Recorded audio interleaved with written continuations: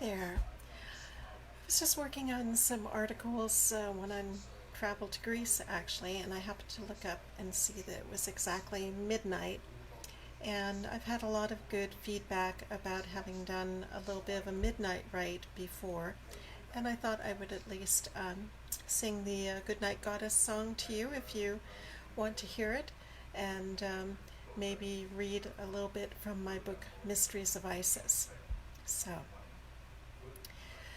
good night, goddess of the night. Good night, goddess of starlight. Good night, goddess, furrow your wings.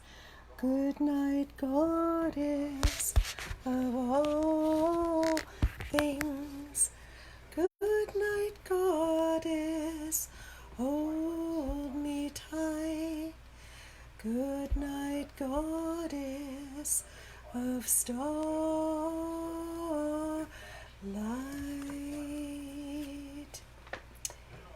And as most people likely to watch this know, that the ancient Egyptians did 4 rites a day, starting at dawn and then at noon, then at dusk, and then at midnight.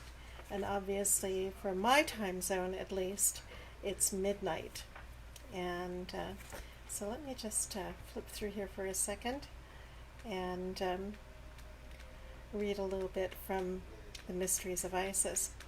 Also, this is a good moment to address something that's affecting a lot of people. And I first became aware of this online, but then my younger goddess son also commented that right now he and many, many other people are experiencing extremely intense dreams.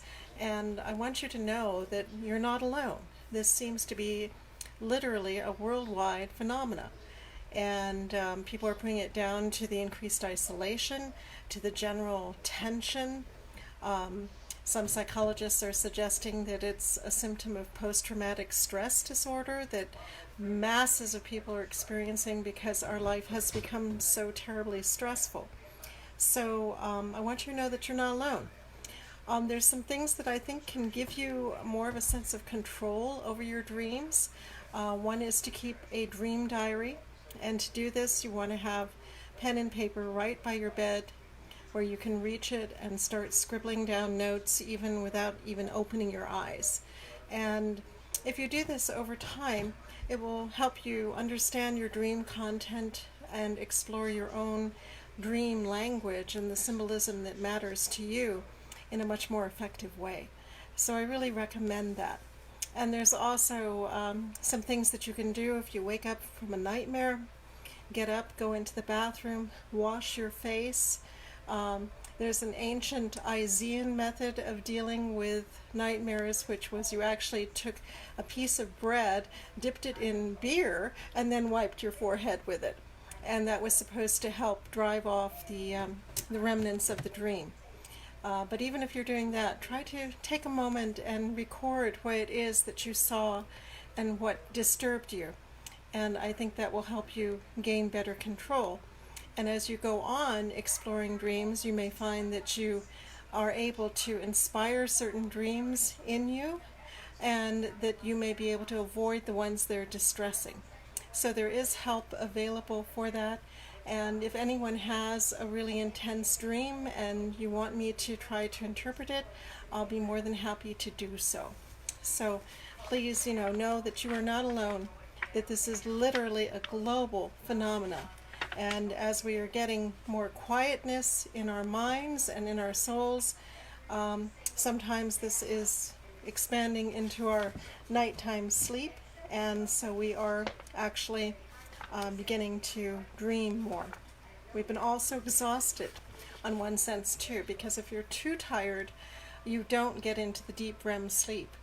And so now I think people are also catching up, and they're suddenly seeing that there's some amazing things going on inside of our very own heads.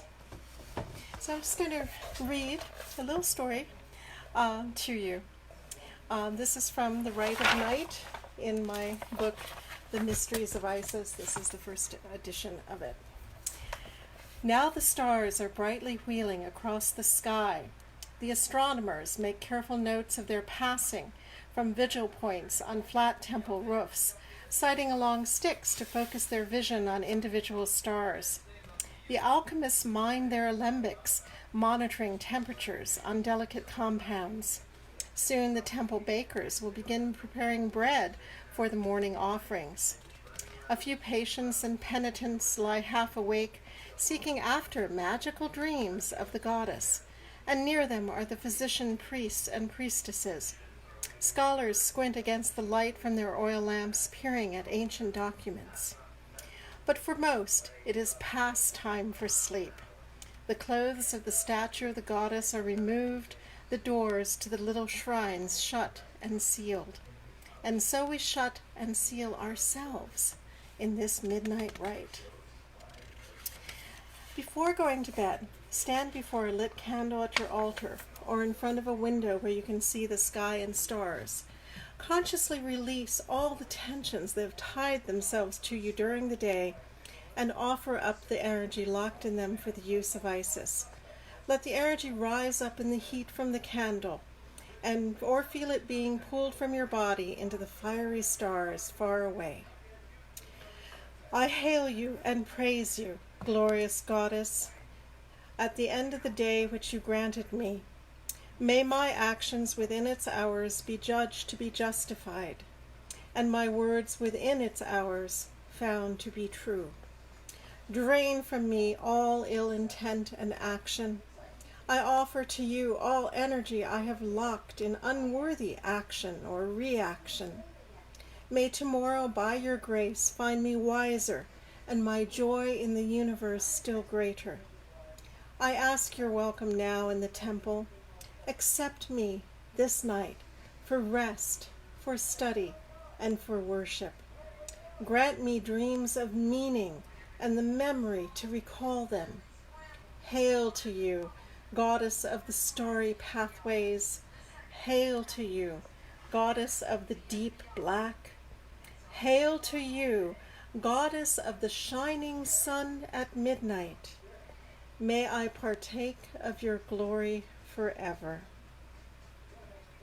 Add whatever other prayers are needed for yourself or others, and then extinguish the candle so you can sleep in the deep dark that helps produce our melatonin and is beneficial for our immune system, and go to bed. So, good night to all of you. May you rest well. May your dreams be sweet. If they are not sweet, may they at least be intriguing and inspiring and lead you into a greater understanding of yourself or the universe or the goddess herself. So Goddess bless you all, and good night.